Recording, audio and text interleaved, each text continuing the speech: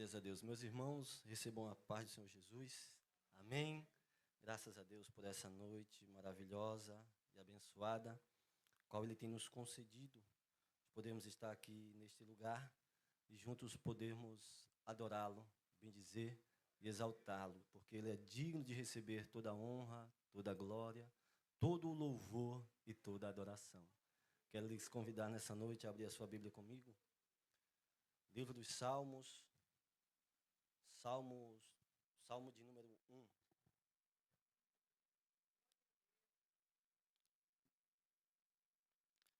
Livro dos Salmos de número 1.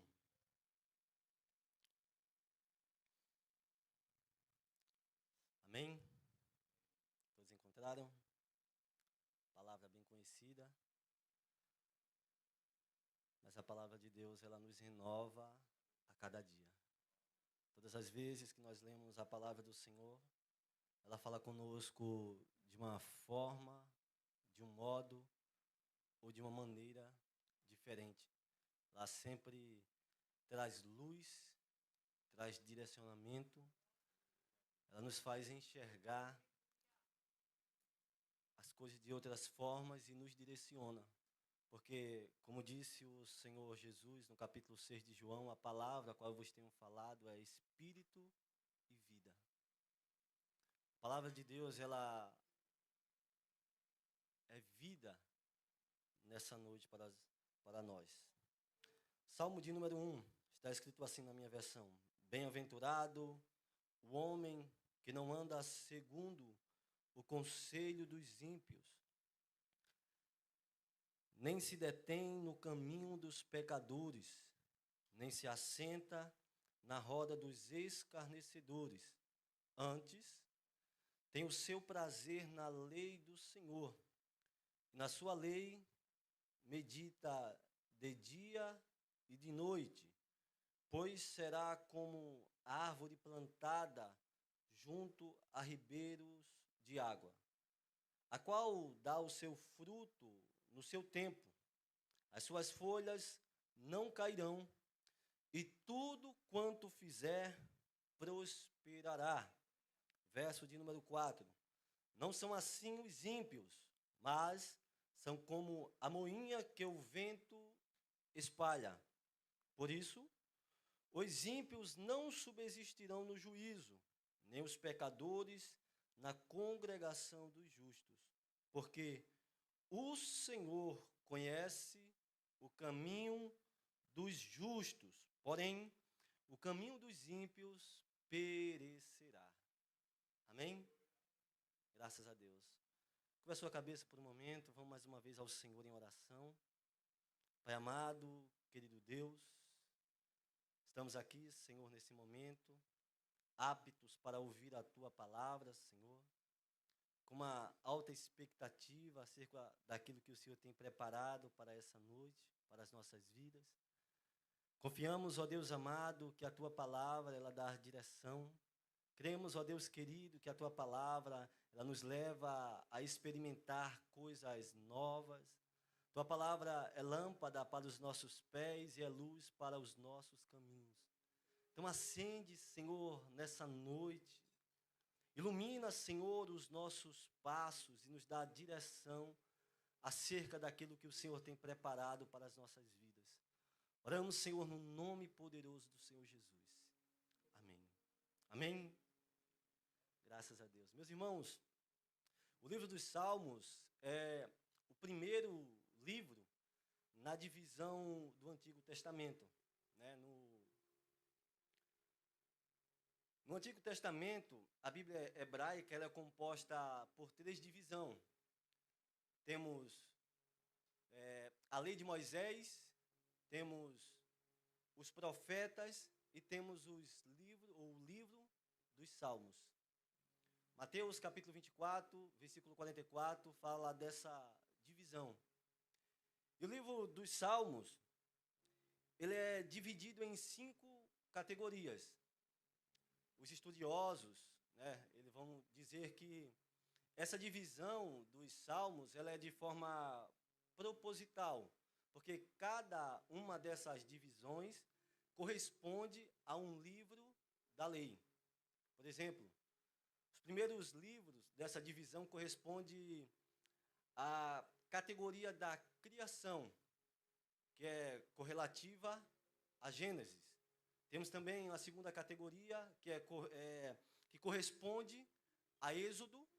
Também temos a terceira categoria, que corresponde a Levítico, a Números e Deuteronômio. Porque, de forma intencional, eles dividiram para mostrar que a lei está baseada em tudo aquilo que Deus fez. E tudo aquilo que Deus fez direciona de alguma forma as nossas vidas. Nos ensina alguma lição, nos traz algum direcionamento.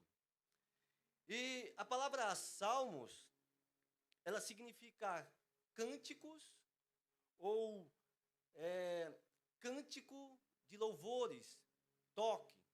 Como nós devemos saber, ou a maioria deve saber, o livro dos Salmos ele é o cântico de Israel, é o inário de Israel. A nação de Israel, ela usava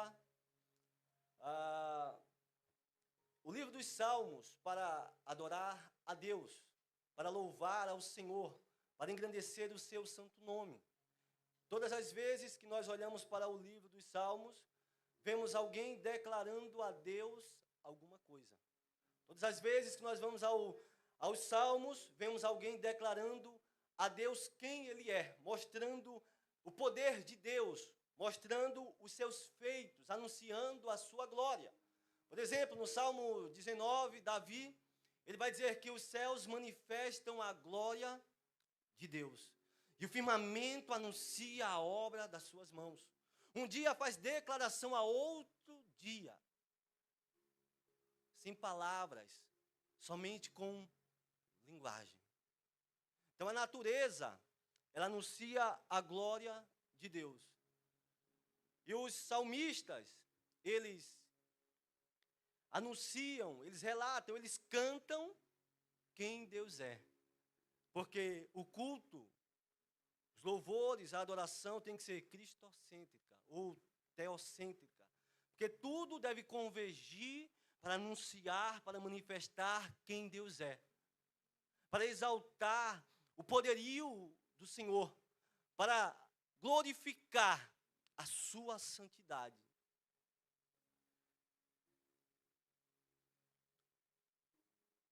E eles, sabendo disso, escreve com esse intuito, com esse propósito, o livro dos Salmos. Mas há algo que é muito curioso, que diferente, por exemplo, dos livros proféticos, onde, por meio dos profetas, Deus ele fala ao povo, no livro dos Salmos, as pessoas que estão falando a Deus. Estão indo ao Senhor e mostrando as suas necessidades. Estão indo ao Senhor e mostrando as suas mazelas. Estão indo diante do Senhor e falando aquilo que incomoda-o, as suas necessidades, as perseguições que sofriam, como estava o seu ser, porque eles sabiam que em Deus há porto seguro. Sabiam que em Deus há resposta, porque Deus ele é um escudo, ele é fortaleza, ele é socorro presente no meio da angústia. E ele se compadece daqueles que são seus. O livro dos Salmos, esse compêndio, ele é composto ou foi escrito por vários autores. Entre eles estão Moisés, escreveu, por exemplo, o Salmo de número 90. Alguns estudiosos vão dizer também que ele escreveu o Salmo de número 91. Quem não conhece o Salmo de número 91? Aquele que habita no esconderijo do Altíssimo, à sombra do Onipotente, descansará. Asaf também escreveu alguns dos salmos, mas o maior compositor dos salmos é Davi, o homem segundo o coração de Deus. Davi, ele é nada mais e nada menos do que alguém que conhecia a Deus de forma íntima e profunda. Ele sabia quem Deus era. Ele tem intimidade com Deus. E quando ele começa a organizar os salmos, porque diz a tradição que foi ele quem começou a organizar, ele coloca de forma proposital o salmo, o qual nós acabamos de ler, em primeiro lugar. É esse salmo que abre o livro dos salmos. Porque o intuito de Davi é dizer o seguinte, que existe uma felicidade, existe uma alegria, existe algo que o mundo ele não pode oferecer. Mas aquele que está em Deus, mas aquele que conhece o Senhor, ele pode possuir. Ele começa dizendo, bem-aventurado. A palavra bem-aventurado significa mais que feliz. O que isso quer dizer? O que é ser mais que feliz? Alguém pode ser mais que feliz? Porque nós ficamos muitas vezes felizes quando ganhamos alguma coisa. E essa felicidade é condicionada àquilo que nós ganhamos. Por exemplo, se uma pessoa que não tem carro, se ganhasse um carro, com certeza iria ficar feliz. Iria ficar muito feliz. Aquele que não tem uma casa, se ganhasse uma casa, com certeza ia ficar, bem feliz. Só que essa felicidade, ela está condicionada a coisas, a objetos, a valores terrenos, materiais. E quando a Bíblia ela fala de felicidade ou mais que feliz, ela está falando sobre um fruto, ou um gomo do fruto do Espírito Santo. Que no capítulo 5, o apóstolo Paulo, capítulo 5 de Gálatas, o apóstolo Paulo vai falar sobre ele, que é a alegria. E a alegria, ela não está condicionada às coisas materiais, não está condicionada a pessoas, não está condicionada a nada que existe aqui nessa terra, senão provém somente do Senhor. Por isso que, no capítulo 3, Abacuque, quando ele escreve na sua oração, ele vai dizer, ainda que a figueira não floresça, ainda que não haja fruto na vide, ainda que as malhadas do campo sejam arrebatadas, e por aí vai, ele vai dizer, todavia, eu me alegrarei e exultarei no Deus da minha salvação. Ele está dizendo o seguinte, as coisas aqui fora podem estar desmoronando, podem estar caindo, mas aqui dentro, não. Aqui eu estou estável, eu estou alicerçado, aqui eu sou inabalável, porque eu estou com a minha confiança depositada no Senhor. Eu estou com a minha confiança depositada naquele que pode todas as coisas. Eu estou diante daquele que não há nada impossível para ele. E Davi, quando ele escreve esse salmo, ele vai fazer um contraste entre a pessoa que conhece a Deus e a pessoa que não conhece a Deus de forma íntima. Ele vai falar sobre uma pessoa que é estável e sobre uma pessoa que é instável. Isso aqui mostra dois lados da moeda, dois tipos de pessoas. Uma pessoa que tem a felicidade que vem de Deus e uma pessoa que ela é inconstante, porque ela não está alicerçada de forma plena em Deus. E para mostrar isso, no versículo 3, ele vai dizer que aqueles que estão em Deus, eles são como árvores plantadas juntos a ribeiro de água. Está dizendo, aquele que está em Deus, ele é fixo. Ele é inabalável. Aquele que está em Deus, ele está numa posição que nada pode derrubá-lo. Em outro lugar, alguém disse que era semelhante a uma palmeira, que está alicerçada na casa de Deus. Está alicerçada na presença de Deus. Pode vir um vento, pode sacudir, ela pode balançar, mas ela não vai sair do lugar aonde ela está. E nesse contraste, no capítulo 4, ele vai dizer que o outro tipo de pessoa é como folhas, que é levada de um lado para o outro. É alguém que é inconstante. É alguém que hoje pensa uma coisa, quando é daqui a pouco mudou a forma como pensava. Hoje ela diz, eu vou ser crente ou eu vou ser fiel a Deus. Quando é amanhã, já muda o seu discurso, já muda aquilo que ela falou, aquilo que ela havia dito. Porque é alguém inconstante. Tiago vai dizer no capítulo 1 que a pessoa que ela é inconstante, ela é como a onda do mar. Ela vai para um lado, depois ela vai para outro, ela não se estabelece. E esse tipo de pessoa, ele vai dizer que eles não subsistirão. Eles não vão resistir, eles não vão permanecer, porque são instáveis. E como isso acontece?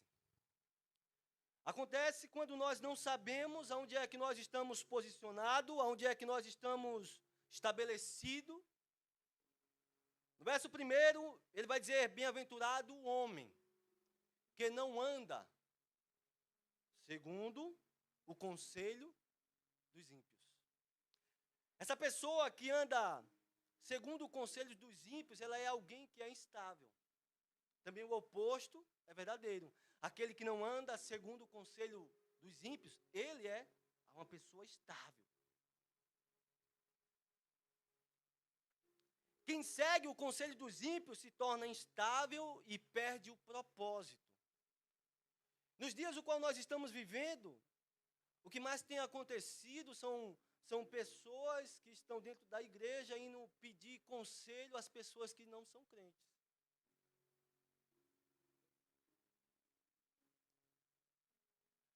Vão se consultar, vão pedir direção para alguém que não está no mesmo propósito, na mesma fiação. Aí o salmista está dizendo, ele não anda segundo o conselho dos ímpios, aquele que é bem-aventurado. Ele não anda. Porque quem deixa de ouvir a Deus é entregue aos seus próprios conselhos. E quando nós vamos ouvir alguém que não ouve a Deus, a direção a qual ele vai dar não é boa. O conselho a qual ele vai dar não é o certo. Às vezes nós vamos nos aconselhar acerca do nosso casamento com alguém que tem a vida toda bagunçada. Aí o salmista diz, não andem com pessoas que não podem direcionar a sua vida. Não ande com pessoas que não podem lhe dar a direção correta. Não ouça os conselhos de alguém que não ouve a Deus. Não ouça. Porque as pessoas que não ouvem a Deus, quando Deus fala, eles não ouvem a Deus. No Salmo 81, versículo 12, o Senhor disse assim, portanto, eu os entregarei aos desejos dos seus corações e andarão nos seus próprios conselhos. O Senhor está dizendo que aquele que ouve os ímpios, que recebem os conselhos deles, estão ouvindo algo que não é espiritual, algo que não vem da eternidade, mas é algo que é gerado na sua mente carnal, na sua mente mundana. E isso não gera vida, isso não gera direcionamento, isso não traz prosperidade, isso não faz com que nós venhamos crescer em graça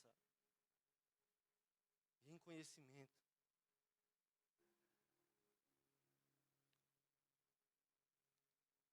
valores são corrompidos, a mente é corrompida.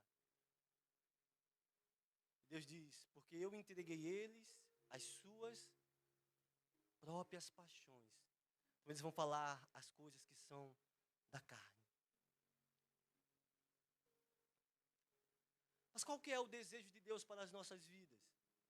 O desejo de Deus é nos direcionar, é nos conduzir, é nos orientar. No Salmo de número 32, Davi escreveu assim no versículo 8, Deus falando pela boca de Davi, eu o instruirei e o ensinarei no caminho que você deve seguir, e eu o aconselharei e cuidarei de você. Eu vou lhe instruir, eu vou lhe ensinar, eu vou lhe dar conselhos. Esse é o desejo do Senhor. Por quê? Jó capítulo 12, versículo 13, diz que com ele está a sabedoria e a força. Conselho e entendimento ele tem. Isso quer dizer que Deus ele tem o que é melhor para as nossas vidas. Deus ele sabe aquilo que nós precisamos. O Senhor ele conhece todas as coisas e sabe aquilo que é necessário para nós. Ele vai dizer assim, não andam segundo o conselho dos ímpios. Mas ímpio não significa somente pessoas que são descrentes. Tem pessoas, infelizmente, que estão dentro da comunidade e mesmo assim elas não dão direcionamento da forma correta. Eles não ouçam esse tipo de pessoa. Não vá se aconselhar com ele, porque ele não pode direcionar a sua vida. No capítulo de número 8 da carta aos Romanos, o apóstolo Paulo ele vai dizer que os que são filhos de Deus são guiados pelo Espírito de Deus. Romanos capítulo 8, versículo 14, os que são filhos de Deus, esses são guiados, são direcionados, são conduzidos pelo Senhor. Porque aqueles que são de Deus, ele tem o Espírito que habita nele. E quem direciona a vida do crente, do cristão, é o Espírito Santo. Ele quem tem que nos dirigir. Foi ele quem disse que nos ensinaria o caminho qual nós deveríamos andar. Então ele tem conselho para as nossas vidas. Então nós não devemos andar, se nós queremos ser uma pessoa estável, uma pessoa próspera, não devemos andar segundo o conselho dos ímpios. Em segundo lugar, ele continua dizendo, nem se detém no caminho dos pecadores. A pessoa ela começou ouvindo conselhos. Agora, essa pessoa que foi descrita, ou que está sendo descrita aqui nesse salmo, é alguém que agora começou a se deter no caminho dos pecadores. Ele ouviu. É como se a ilustração fosse a seguinte: alguém que está passando, está vendo os pecadores, os escarnecedores, e ele olha e diz, meu Deus, aquele povo ali, só Jesus. Daqui a pouco, ele passa de novo e olha, alguma coisa chama a atenção dele, ele ouve aquelas pessoas. No dia seguinte, já passa e já começa a olhar e se agradar daquilo que está vendo. Quando menos espera, já está detido, andando no caminho dos pecadores. Porque aquilo que nós ouvimos tem o poder de nos direcionar. Aquilo que nós ouvimos tem o poder de fazer com que a gente rompa ou não, vença ou não. Porque as palavras, ela têm poder. Já disse Provérbios que na língua está tanto a vida como a morte. E aquilo que nós ouvimos pode gerar em nós vida, como também pode gerar morte espiritual. Ele vai dizer assim, não se detém no caminho dos pecadores. Não se detém no caminho dos pecadores. Quem se detém no caminho dos pecadores deixa de trilhar o caminho que Deus tem para ele. Vou repetir mais uma vez. Quem se detém no caminho dos pecadores deixa de trilhar o caminho que Deus tem para ele. Porque Deus ele tem um caminho para as nossas vidas. Ele tem um caminho para cada um de nós.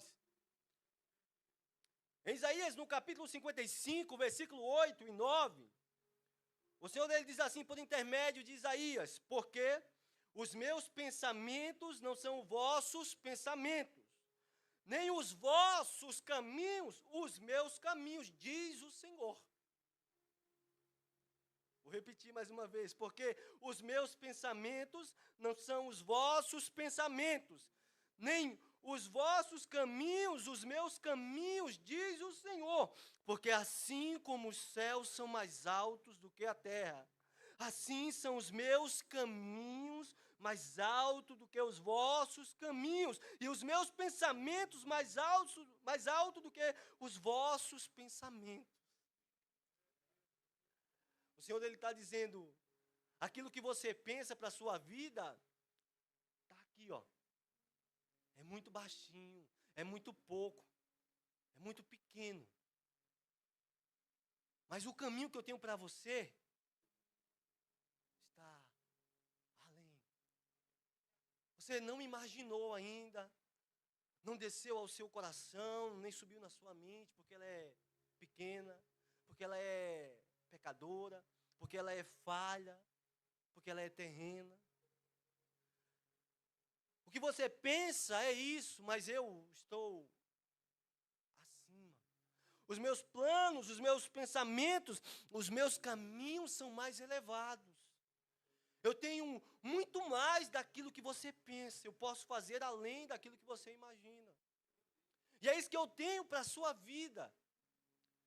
No Salmo de número 3, o versículo de número 7, ou melhor, Salmo 103, o versículo de número 7, está escrito assim: manifestou os seus caminhos a Moisés e os seus feitos aos filhos de Israel. O que é que esse salmo está dizendo? Está dizendo o seguinte, que Deus, quando ele ia fazer qualquer coisa, ele anunciava primeiro a Moisés. Ele dizia, Moisés, hoje eu vou sacudir o Egito. Vou lançar uma praga lá, e o negócio vai ser, sabe, assim bem forte. Aí Deus ele falava para Moisés aquilo que ia fazer. E as pessoas, elas só viam quando Deus fazia. Mas Moisés já sabia aquilo que Deus ia fazer. Porque Deus revelava aquilo que ele ia fazer para Moisés. Aí Deus diz, manifestei os meus caminhos a Moisés. Eu fiz conhecido a Moisés qual que era a minha vontade, para que ele andasse nos meus caminhos, não no caminho dos pecadores, mas para que ele andasse naquilo que eu tenho preparado para ele. No Salmo 139, o versículo 16, ou o verso 16, está escrito assim, os teus olhos me viram a substância ainda informe, e no teu livro foram escritos todos os meus dias, cada um deles escritos e determinados por ti. Quando nenhum deles ainda havia. O que é que ele está dizendo? Ele está dizendo que Deus escreveu tudo aquilo a respeito dele, tudo aquilo que ele ia viver. Deus escreveu uma história de sucesso, escreveu para ele uma história de bonança, uma história de alegria, de prosperidade, de vitória para a vida dele. Em seu livro. E o que é que Deus quer? Ele quer que nós andemos pelo caminho qual Ele tem determinado para as nossas vidas. O caminho o qual Ele tem determinado para cada um de nós. Aquilo que Ele escreveu a nosso respeito. Porque se eu não entender isso, eu vou andar por vários caminhos e não vou chegar a lugar algum. Porque o destino de quem não sabe para onde está indo é qualquer lugar.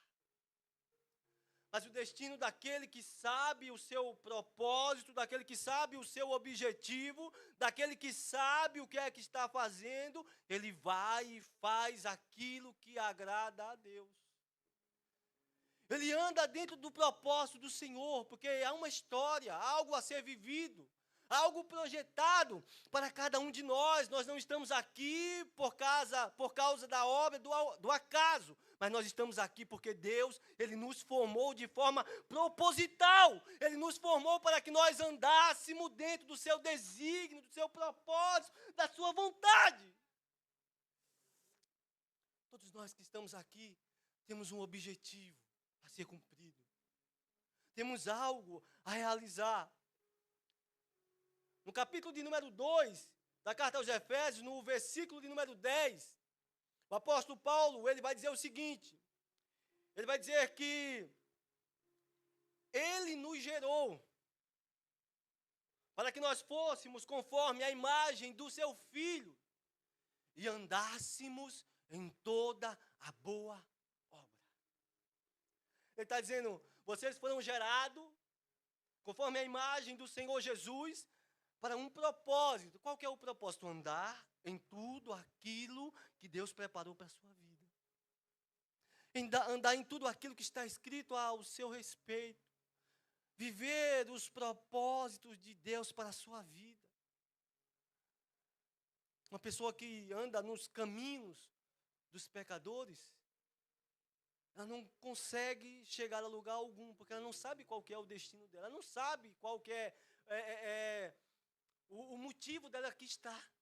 Ela não descobriu ainda qual que é o seu propósito, aí fica andando de um lado para o outro, é alguém instável, que muda fácil os pensamentos, não se apegou ao propósito de Deus para a sua vida e decidiu viver na plenitude aquilo que Deus preparou, aquilo que Deus projetou. Porque Ele nos resgatou para um propósito. Ele nos transportou do império das trevas para o reino do seu Filho. Ele nos tirou do lugar de escravidão, nos colocou numa posição de governo. Ele nos tirou do lugar onde nós estávamos, na lama, e nos colocou firmes sobre a rocha. Ele agiu a nosso respeito com um propósito, com um objetivo. E nessa noite Ele quer que nós entendamos que Ele tem um caminho preparado para cada um de nós. Nós não devemos de forma alguma andar segundo os conselhos dos ímpios e nem se deter no caminho dos pecadores. Mas entender qual que é a vontade do Senhor. Porque Ele tem uma vontade para as nossas vidas. Romanos capítulo 12, versículo 2. Não vos conformeis com este mundo, mas transformai-vos pela renovação da vossa mente. Ele está dizendo, renove a sua mente. Você agora tem a mente de Cristo, conforme 1 Coríntios 2, 18. Você tem a mente de Cristo. Renove a sua mente. Tira essa mente mundana, coloque a mente de Cristo, que é uma mente espiritual, para que você possa saber qual que é a boa, a agradável e qual que é a perfeita vontade de Deus para você. Ele tem um propósito para a sua vida. Ele tem um propósito para você, ele tem um objetivo. Ele está falando que quer nos direcionar nessa noite a este lugar. E em terceiro lugar, ele continua falando e vai dizer, não se assenta na roda dos escarnecedores. Ele não se assenta na roda dos escarnecedores. Se você vê, foi um propósito, ou melhor, foi algo que aconteceu por partes. Primeiro ouviu, depois começou a se deter, daqui a pouco estava assentado na roda dos escarnecedores. Isso foi algo que aconteceu assim de forma contínua. Não foi algo que veio assim de supetão, algo que veio de forma inesperada, mas foi algo que foi acontecendo pouco a pouco, de forma gradativa. Quando nós olhamos, ou melhor, quando eu olho para a minha vida, e com certeza os irmãos devem se identificar com isso, quando a gente olha, quando a gente aceitou a Cristo, aceitou o Evangelho, aceitou a fé, nós pensávamos de uma forma, nós éramos tão ingênuo, né? Qualquer coisa que as pessoas falavam, diziam, é verdade, Deus. O louvor tocando, dizia, Senhor, fala. A palavra sendo pregada, dizia, meu Deus do céu, eu acredito, é isso mesmo. Só que o tempo foi passando, e muitas coisas que a gente olhava e dizia, não, isso aqui é errado, isso aqui é pecado, isso aqui não agrada a Deus. Hoje nós fazemos, praticamos, nós deixamos entrar. Não veio de forma repentina, mas foi um processo que foi sendo estabelecido, foi instaurado. Foi algo que começou assim de forma decrescente e acabou gerando esse posicionamento de se assentar na roda dos escarnecedores. Quem está sentado na roda dos escarnecedores esqueceu de sua posição em Deus. Como que é isso? O apóstolo Paulo, ele vai dizer assim, Efésios capítulo 2, versículo 6. E juntamente com ele nos ressuscitou e nos fez assentar nos lugares celestiais em Cristo Jesus. E nos fez assentar nos lugares celestiais em Cristo Jesus. Nós podemos estar aqui, nesse lugar, nesse corpo, só que a nossa posição aqui não define a nossa posição em Deus. O lugar onde nós estamos agora não determina a nossa posição em Deus. Porque o apóstolo Paulo, quando ele escreve essa carta aos Efésios, ele está preso. Mas ele diz, nós que estamos com Cristo, estamos assentados nos lugares espirituais. Nós que estamos com o Senhor, ou no Senhor, nós estamos assentados nas regiões celestiais. Lugar de crente não é assentado nas rodas dos escarnecedores. O meu lugar, o seu lugar não é sentado na roda daqueles que escarnecem as coisas de Deus. Mas é assentado na posição onde o Senhor, Ele nos colocou. Quando ele fala de assentado numa região celestial, ele está falando da posição que nós temos agora em Deus. A posição de autoridade. Nós fomos chamados para reinar. Capítulo 5 de Romanos, versículo 19, diz que nós fomos chamados para reinar. Nós fomos chamados para adquirir essa posição em Deus. Por isso que é necessário nós entendermos onde é que nós estamos assentados. Onde é que eu estou assentado? Onde é que você está assentado nesse momento? Estamos assentados nas regiões celestiais. Isso quer dizer que Deus ele nos chamou com um propósito. Isso significa dizer que, assim como Cristo está em uma posição de poder, nós também somos vitoriosos, estamos nessa posição. Uma posição de autoridade, uma posição de poder. Estamos acima dos principados e potestades. Nós estamos Assim como Cristo está sentado à destra de Deus, simbolizando o poder e a autoridade que Ele tem, nós também, que estamos em Cristo, temos esse poder e essa autoridade. Nós devemos e precisamos assumir o nosso lugar. Estar sentado nas regiões celestiais em Cristo Jesus. Porque foi para um propósito que o Senhor ele nos chamou. Foi para um objetivo. Às vezes nós ficamos com dúvida. Mas como é que eu descubro aquilo que Deus ele tem preparado para a minha vida? Como é que eu sei qual que é o propósito do Senhor para mim? Como é que eu posso ser bem-aventurado?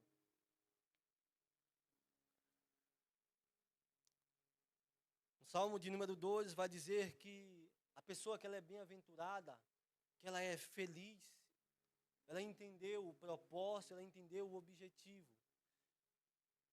Ela sabe e precisa treinar o seu espírito, ela precisa treinar a sua mente, ela precisa, como disse Tiago no capítulo 1, versículo 21, que a palavra, que nós devemos receber a palavra com mansidão, a qual tem o poder de salvar a nossa alma. Quando ele fala de alma aqui, ele está falando, né, sobre a mente. Está dizendo, vocês precisam receber a palavra de forma humilde, e a palavra vai gerar em você frutos. Ela vai frutificar, ela vai salvar a sua mente. Ela vai salvar você, porque a palavra de Deus tem poder de mudar a nossa mente, de treinar o nosso espírito, de nos dar um ouvido sensível à voz de Deus. Por isso que ele vai dizer que essa pessoa tem que ter prazer na lei do Senhor e meditar nela de dia e de noite. Porque aquele que medita na lei do Senhor dia e noite, ele sabe aquilo que Deus está falando. Porque tudo aquilo que Deus vai falar está na sua palavra. Todo o direcionamento que Deus vai dar, Ele já falou por intermédio da sua palavra. E tudo aquilo que nós precisamos está na palavra do Senhor. Na maioria das vezes, o Senhor, Ele fala no na nossa mente, na nossa consciência, por versículos bíblicos. Ele começa dessa maneira, falando por versículos bíblicos. E aquele que é fiel no pouco, ele será colocado sobre o muito. Aquele que consegue ser fiel aos primeiros impulsos do Espírito Santo, logo mais estará ouvindo de forma plena, clara, a direção do Senhor para a sua vida.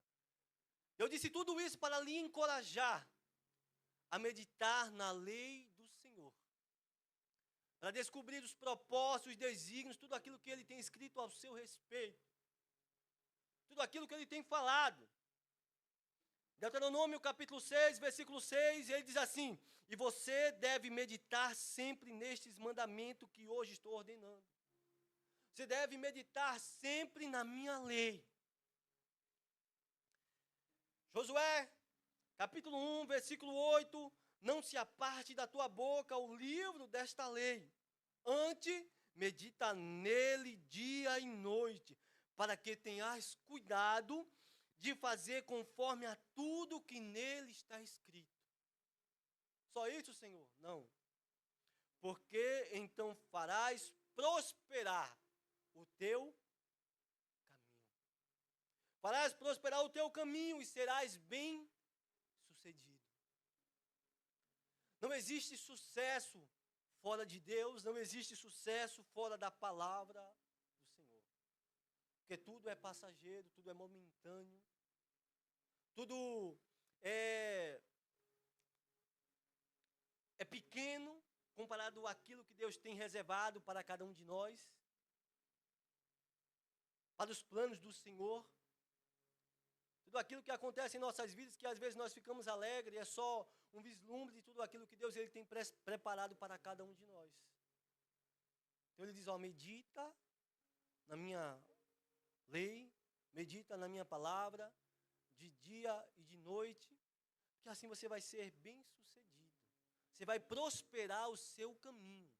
Porque a palavra do Senhor ela é lâmpada para os nossos pés e é luz para o nosso caminho. Ela nos direciona. A palavra do Senhor ela é espírito e ela é vida. A palavra do Senhor ela pode mudar a nossa realidade. Somente por uma palavra. O Logos de Deus, ele nos dá aquilo que é necessário. A palavra escrita, o Logos, ela nos dá o direcionamento acerca daquilo que nós temos que fazer. Mas também existe aquilo que nós chamamos de profecia, aquilo que nós chamamos de direcionamento. Aquilo que Deus ele fala do céu e nós ouvimos aqui na terra. Existe a palavra viva de Deus. Existe a palavra que nos direciona. Existe a palavra que nos faz entender os propósitos de Deus.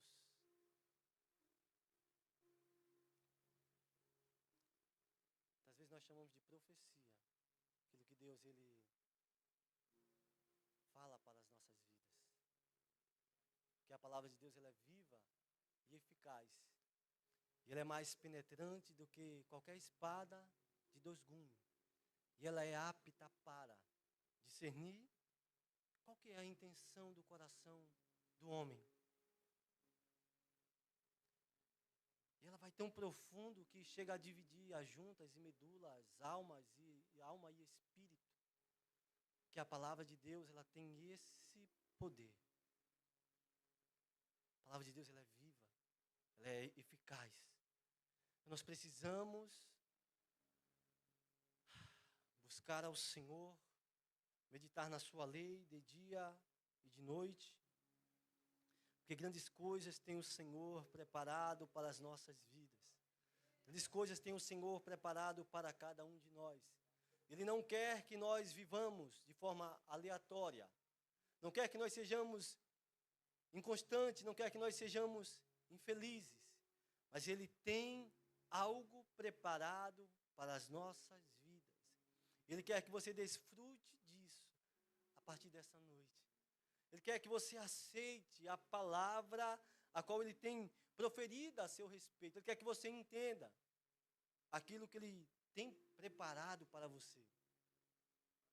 Mateus capítulo 13, versículo 19, o Senhor Jesus ele vai dizer assim que aquele que ouve o evangelho do reino e não compreende, vem o maligno e arrebata tudo aquilo que foi semeado.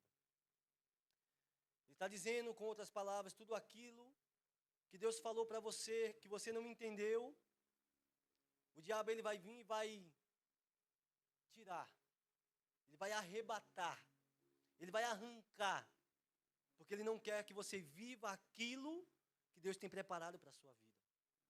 E Deus muitas vezes dá uma palavra para nós, e nós acreditamos naquele momento, e quando é amanhã, nós já deixamos de acreditar, quando é depois, nós já não estamos mais acreditando quando nós ouvimos a primeira vez, da mesma forma que nós ouvimos a primeira vez. Mas fiel é Deus para cumprir aquilo que tem falado. Fiel é o Senhor para cumprir aquilo que tem dito ao seu respeito. Nós não estamos de forma alguma isenta disso. Lembra de Mateus no capítulo 3, quando João, o Batista, ele vai batizar o Senhor Jesus? Os céus se abrem, o Espírito desce em forma corpórea de uma pomba, e ouve-se uma voz do céu que diz: esse é o meu filho em quem eu tenho prazer. No capítulo 4 de Mateus, Jesus ele é levado ao deserto pelo Espírito para ser tentado. Só que quando ele chega lá no deserto, o diabo, a primeira fala dele é: se tu és o Filho de Deus. A palavra que Deus falou: tu és meu filho amado. Aí o diabo diz: se tu és o Filho de Deus, transforma essas pedras em pães. Se tu és o Filho de Deus, demonstra o teu poder. Muitas vezes nós recebemos uma palavra, um direcionamento do Senhor, e o diabo ele vem com seus dardos inflamáveis, querendo nos destruir, nos desanimar, querendo nos tirar do alvo, do propósito, do objetivo de Deus para as nossas vidas. Mas hoje é dia de nós firmarmos a verdade a qual Ele tem falado, a qual o Senhor tem falado em nossas vidas e deixar que Ele cumpra o propósito dEle, o qual Ele tem estabelecido para cada um de nós. É nessa noite, se você permitir, que o Senhor Ele vai derramar sobre a sua vida uma porção nova do Espírito Santo para que você possa prosseguir, para que você possa avançar, porque com as suas próprias forças, você com certeza não vai conseguir romper, você não vai conseguir vencer, você não vai conseguir ser bem-sucedido, você não vai conseguir viver aquilo que Deus tem preparado para a sua vida, porque nós sozinhos não podemos nada. Como disse o Senhor Jesus: sem mim nada podeis fazer. Ele está dizendo: sem mim você não vai poder fazer nada, mas se eu estiver com você, todas as coisas serão possíveis ao que crê. Vamos nos colocar de pé. Vamos ao Senhor nesse momento em oração.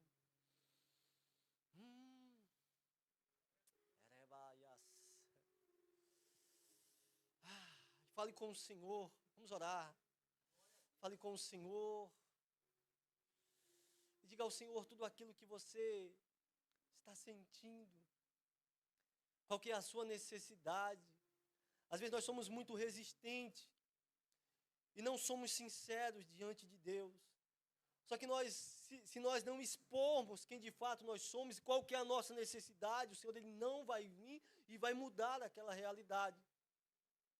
No capítulo 6 de Isaías, quando vê o Senhor, ele diz: a minha necessidade é os meus lábios, que são impuros.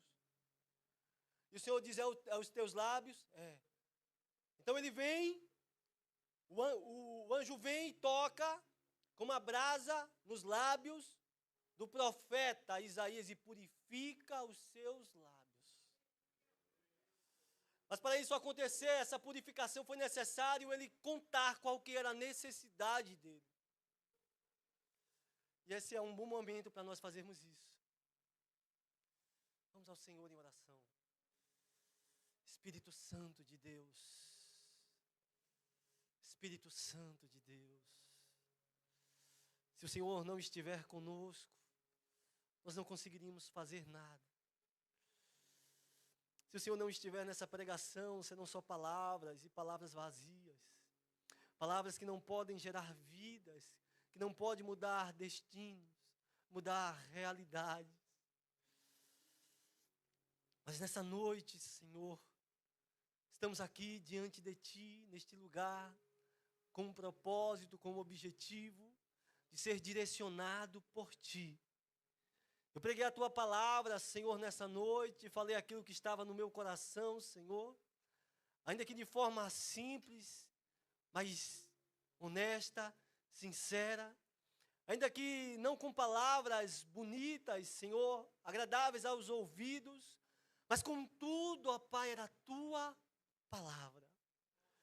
E a Tua palavra, ela gera vida. A Tua palavra, ela muda a realidade. A Tua palavra, ela transforma. A Tua palavra, ela liberta. A Tua palavra, ela muda cativeiro. A Tua palavra, Senhor, ela dá direcionamento. A Tua palavra, ó Deus, faz o morto ressuscitar. Aquele que está enfermo ser curado. E aquele que está sem direção ser direcionado. Como disse Pedro, para quem iremos nós, se só o Senhor tem palavras de vida eterna? Para quem é que nós iremos, se somente o Senhor tem aquilo que nós necessitamos? E aqui estamos nós, ó Pai, querendo mais de Ti, querendo uma porção da Tua parte, para mudar a nossa realidade, a nossa situação, para transformar as nossas vidas. Ah, Senhor, quebranta os nossos corações, porque com certeza, ó Deus amado, quando nós aceitamos a fé, nós éramos mais sensíveis à Tua voz, nós éramos mais quebrantados, nós chorávamos mais, mas nós somos, ó Deus, uma geração de olhos secos. Ah, Senhor, não nos quebrantamos da maneira que deveríamos, Senhor. Não nos sujeitamos, ó Pai, da maneira que deveríamos, Senhor, diante de Ti. Pois a Tua palavra diz que o Senhor resiste àquele que é soberbo. Tua palavra diz que aquele que se exalta diante de Ti, ele é humilhado, mas aquele que se humilha pelo Senhor é exaltado. E aqui estamos nós em condição de humilhação, prostrados, Senhor, diante de